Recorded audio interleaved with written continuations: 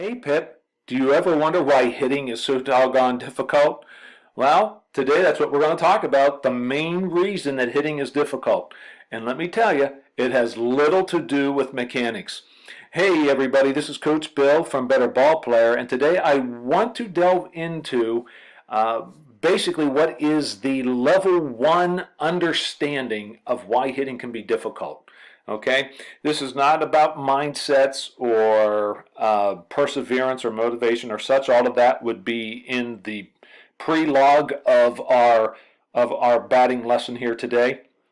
But what we are going to talk about here is a for real issue that happens, and when it's not understood or we're even aware of it, it's what causes the most problem. Okay, so before I get going, I just want to talk about some of the myths, some of the misconceptions that are out there when we're trying to figure out what's going on with our hitting. And so today, obviously, there's this idea of getting the ball in the air all the time and that one swing path fits all, and we just know that can't be true, especially when we start grooving swings with tees and such. So you have to make sure that you're always adjusting the tee because no pitch is ever at the same level, right? So pitches are at different levels, so therefore our swing paths will always be different. Uh, there's no one game plan fits every hitter. So there are um, uh, different goals that each hitter has and that each at bat presents. So just to have just one swing plan doesn't really make it. Advice that along the way, some of us old timers that we've given, um, there's sound concrete reasons why, but the words we choose were not good, and how our players today hear, they hear very literally. So the ideas of look away and adjust in, or look for and react to, look for the curveball, react to the fastball, none of that truly works, especially when you get to levels of good pitching. The idea of seeing it long or let it travel, again, it's sort of along those same lines. See the ball better to react better, or find the spin or narrow focus. And a lot of these were probably, in my opinion, these are comments that we're making, that successful hitters are making when asked particular questions. And it's not necessarily what they actually did, but it might have been something that they recognized within their hitting. Okay, modern instruction, foot down early. Quite frankly, I don't want it down early. I don't want it down late. I want it down on time, right? Stay on the backside for power, or, you're lunging or such. And we understand that, but what does that actually mean to a hitter? Does that mean he pushes up over his back foot? Therefore, he's going to lose his first move, which will, exacerbate as he moves towards the ball. It'll get worse as he moves towards the ball. Finishing with high hands or high hands early. All of these comments are made based on the fact that we're not getting good swings, okay? That we are not 100% on time, 100% efficient, or what I would like to call a 100-100 hitter, okay? And that's another story for another day.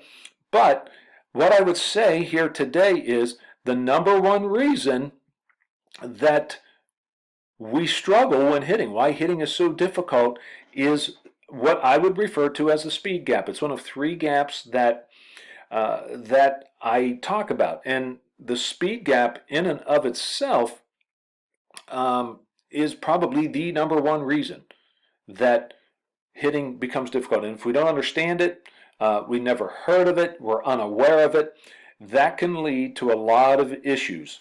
Okay, so I have this quick clip here. It's really quick. It's only 3 seconds, so it goes by pretty fast. Let me try to pull this up. This is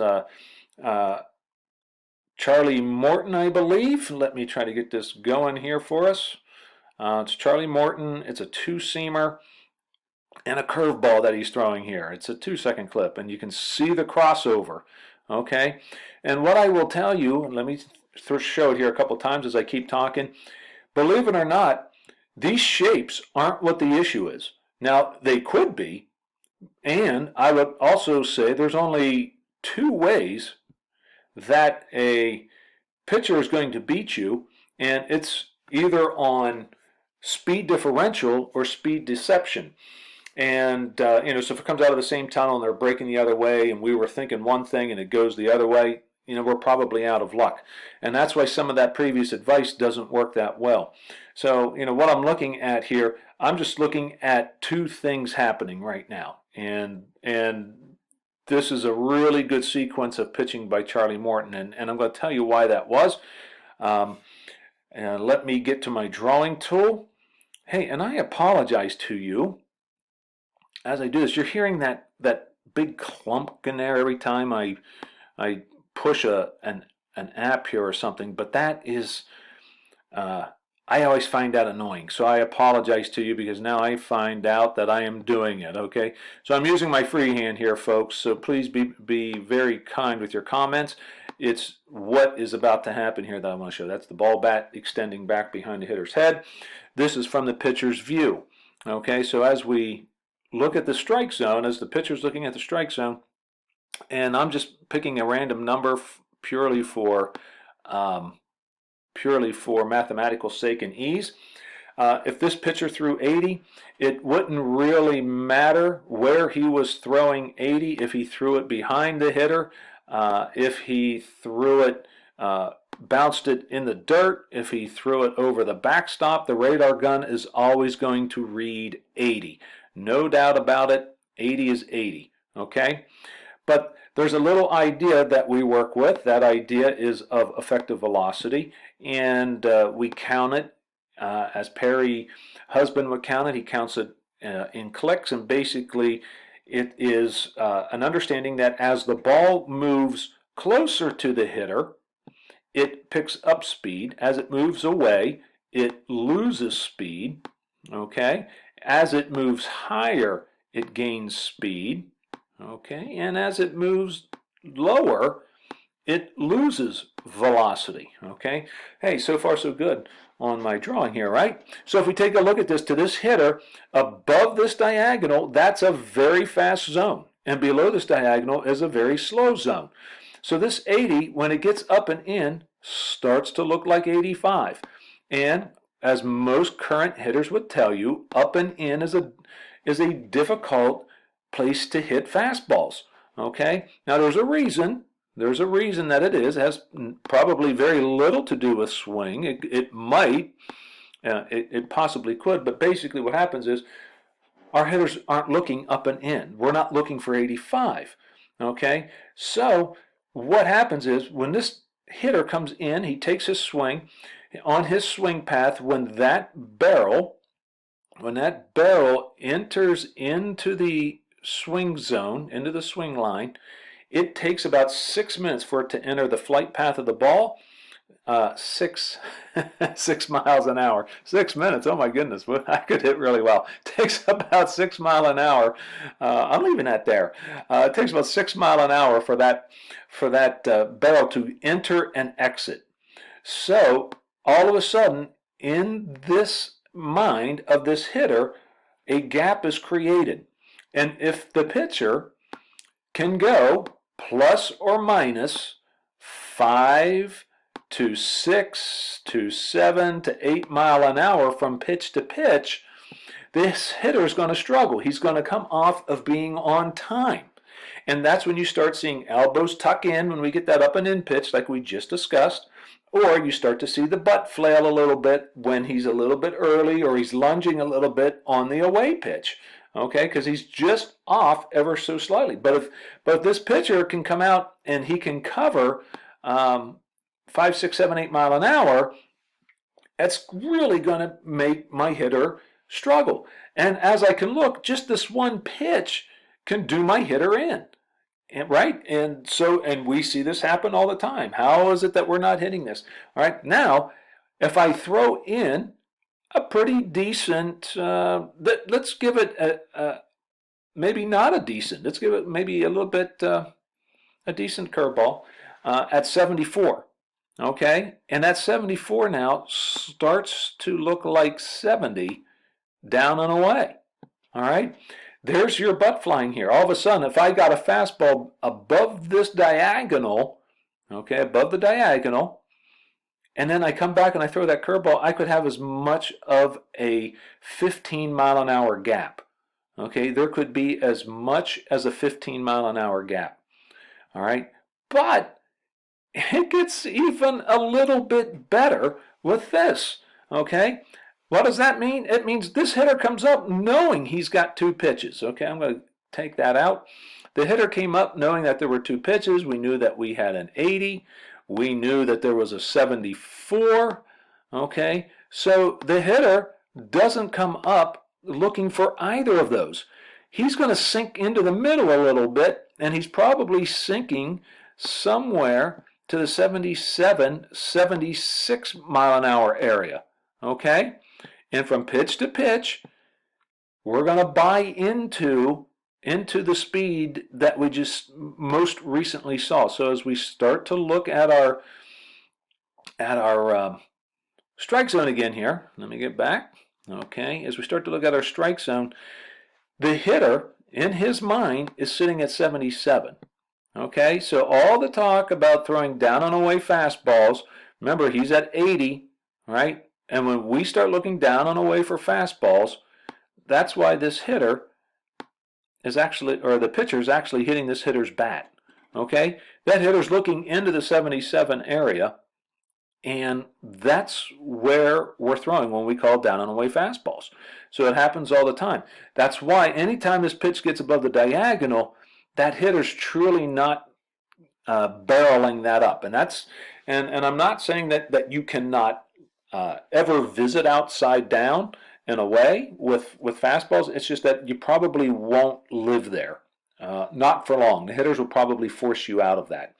Okay, so this speed gap becomes very detrimental to a hitter. So all of a sudden, that 85 up here, starts to really do a number on our hitters.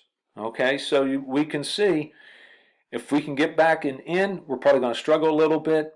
And again, this was that 70, so there was that 15 mile an hour gap, right? Conversely, if we go the other way, and this pitcher were to come in and maybe get away with a few things from time to time, that being just like crisscrossing his speeds. This is why sometimes hitters hit. He gets that 80 down into here. He's at 77. He gets that curveball back in here. That curveball is probably going to sit right at 74 in this area. Okay, and that reason being that as it went over, it sped up, but it went down, it lost a little bit. So it's basically along that diagonal, it's the same speed. And again, he came up looking in that 77, 76 range, right? And easily that 74 is well within the 5, 6, 7, 8 mile an hour gap. So we'll probably end up getting a good swing put on this ball. Okay, but overall, the understanding is what I want you to understand here today is that probably the biggest issue coming out of this is the idea that there are speed differentials and there are speed gaps. Okay, that's the first thing, is that there is a speed gap. And for me to be 100, I have to begin to work on that. Okay, so that's it here for today. Hey, I want to thank you. If you liked what we're talking about here, this is this would be like level 1, lesson 1. Well, then make sure you check out the next video. There's a video that will talk about what we're going to do about this speed gap and how we go about handling that gap. Okay, so we want to eliminate frustrations and such. Okay, hey, I just want to let you know that I'm starting this journey. I'm going to be here a long time here, so I'm going to go for every day for 90 days, so I'm on a 90-day challenge, so we're just getting this out of the gate. So you've got a lesson, you've got 90 days of lessons coming, so be here, okay? So if you could, please. If you like this, please leave a comment below. If I get something figured out on how to put the subscribe button on there, because I've had them before. Sometimes I remember, sometimes I don't. Please just go ahead, hit subscribe. I would appreciate that. And if you thought it was worthwhile and you wanted to pass it on to somebody who thought you could use the information, please do so. All of this work was drawn on the work of several wonderful individuals, most notably Perry Husband. So I want to give credit to where credit is due. I thank you very much. Again, this is Coach Bill from Better Ball Player, and I'll see you right back here soon. Take care.